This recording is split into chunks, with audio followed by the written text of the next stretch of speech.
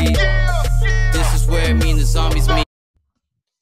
The next topic we're going to discuss on Boxing Bros involves Eddie Hearn and Amanda Serrano. So basically, Eddie Hearn wants money back that he gave Amanda Serrano as an advance for her fight with Katie Taylor. And here in this article, it talks about how Serrano and her team collected a $10,000 advance for training expenses. And then they were told that Eddie Hearn wants that $10,000 back by July 3rd at 5 p.m., explained Jordan Maldonado, the manager and head trainer of the record-setting 7-division titleist. They're talking about Amanda Serrano. He seems not to care. We trained not only for March till May, but also for his rescheduled date of July 4th, another date where he canceled without an accurate explanation.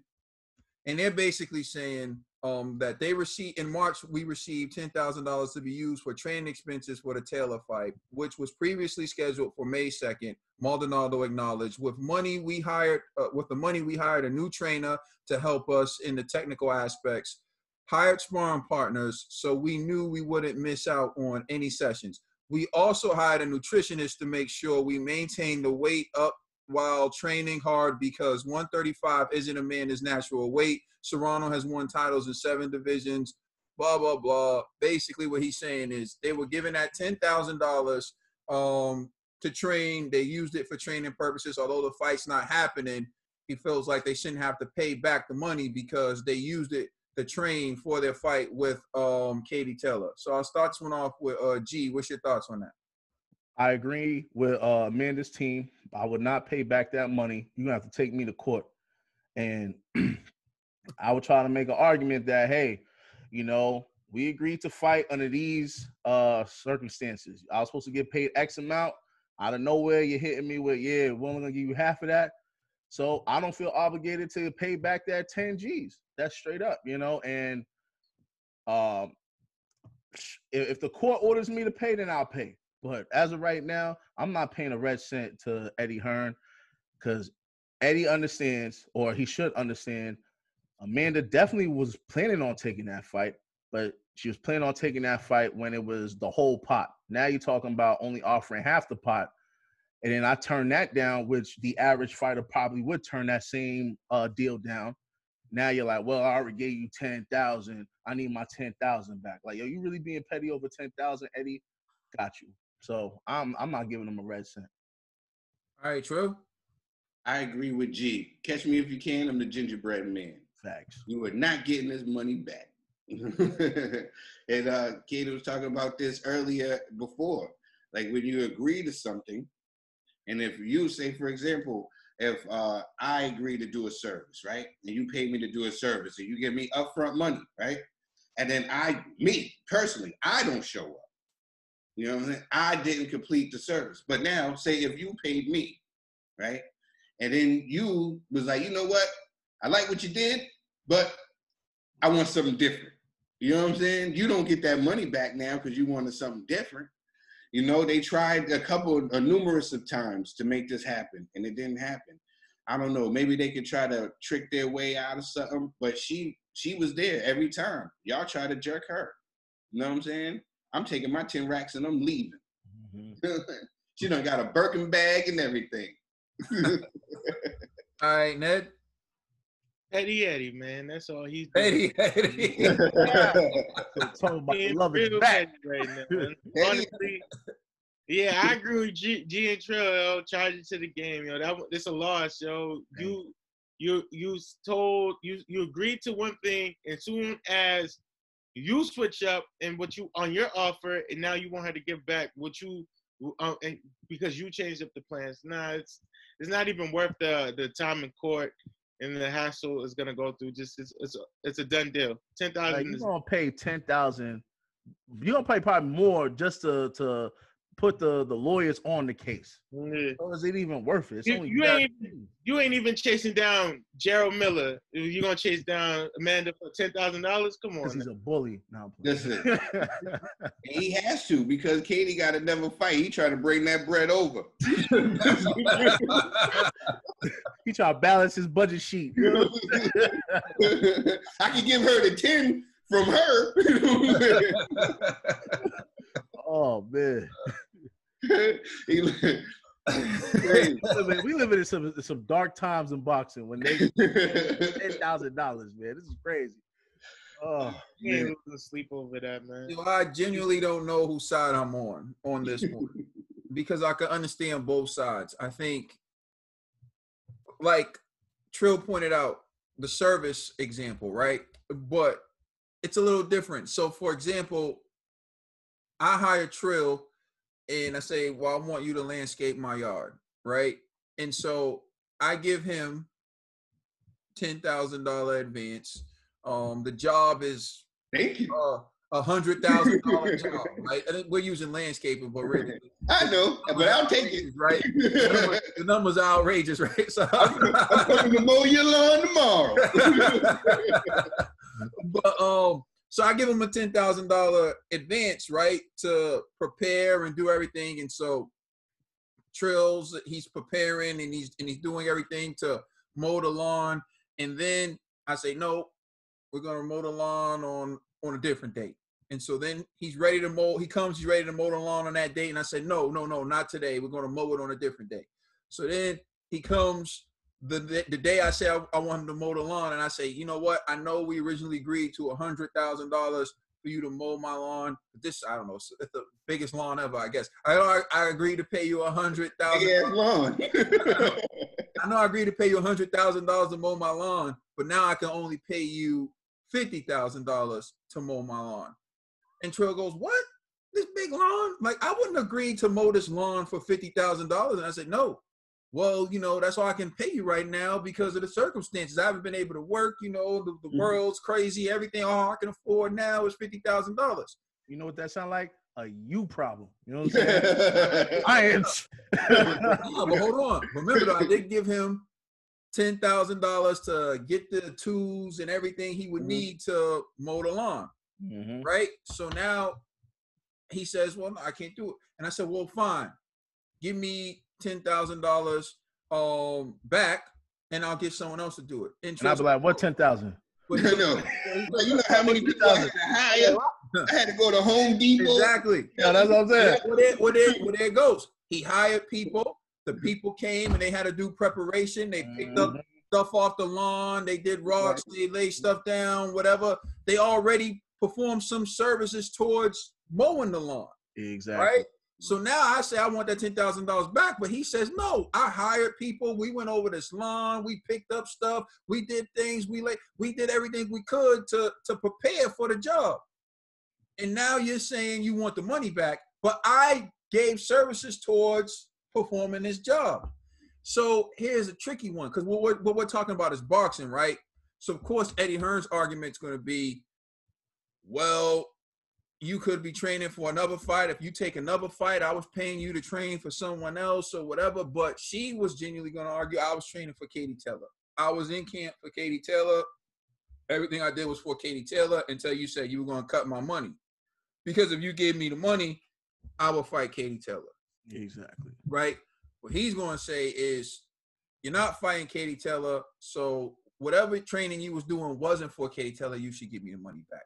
But just like in the lawn example, well, what's different from the lawn example is Trill and his crew would have been doing things to my lawn, so I would have reaped the benefit of them picking up stuff from my lawn in preparation for the job. So I would still have acquired a benefit that they could say that $10,000 you gave us still benefited you. But where can you say that for Eddie Hearn in terms of training for Amanda Serrano? So that's where I get to, it's tricky, because where can they say the $10,000 that he paid her to train was actually to his benefit? That's what they're. Nah, you can prove that by just simply showing we had literally a contract for us two to fight. Well, no, you're missing the point. That contract to fight, if she fights Katie Taylor, then the training was for Eddie Hearn and everything. But say she fights someone else. She fights someone else. But that's only if she is fighting somebody else. As of right now, we only know that Amanda was in negotiations for Katie Taylor. So they had a deal, but then on Eddie Hearn's side, they renegotiated the deal. For her to train to fight Katie Taylor. Exactly. Yeah, exactly. So if she doesn't fight Katie Taylor, right, she was going to have to train to fight whoever she's fighting anyway. But that's only assuming that she has another fight lined up. So you're saying she's just going to be on ice until she fights Katie Taylor? I mean, I don't know. Think about it. I don't see that happening. So my point is, I think because of what you just said, her team might be like, "Yo, listen, yo, you're not gonna fight over for $10,000, bro." I don't think so. That is true too. Now, actually, this is women's boxing, bro. I don't know what 10,000 is in women's boxing. It might be.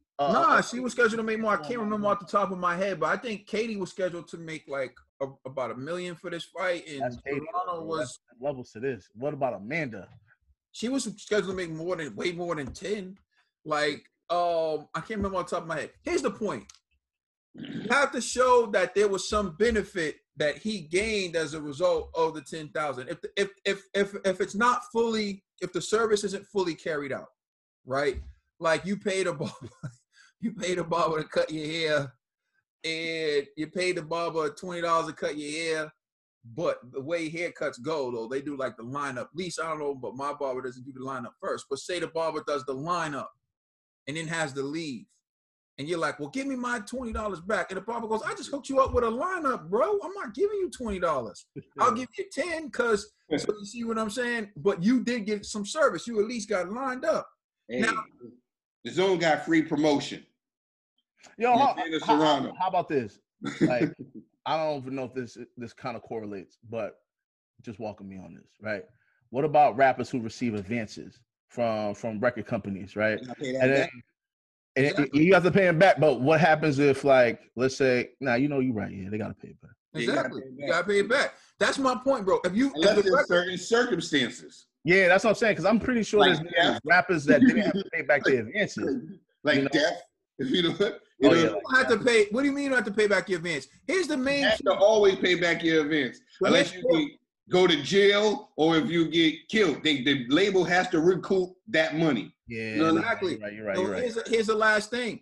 If that $10,000 advance was from her purse from fighting Katie Taylor, if she never fights Katie Taylor, then she never receives a purse, which means she owes them that $10,000 if she never fights Katie Taylor. Well, if that 10,000 was an advance in good faith, you know what I'm saying? And it's $10,000. It's $10,000. Yeah, let her live. Promote the hell out of that fight. No, I'm saying it's $10,000, bro. Legally, it's about principle. Legally, so you going? What you going to sue? And I understand what you're saying legally, right? We're just saying having a good heart. You know what I'm saying? maybe he never makes it a lawsuit or whatever, but he's requesting the money back. And she owes him the money, but maybe he never takes legal action on it. But here's what you got to understand. He has to ask her for her money back, even if he doesn't care about it, because look at what he's doing with Gerald Big Baby Miller.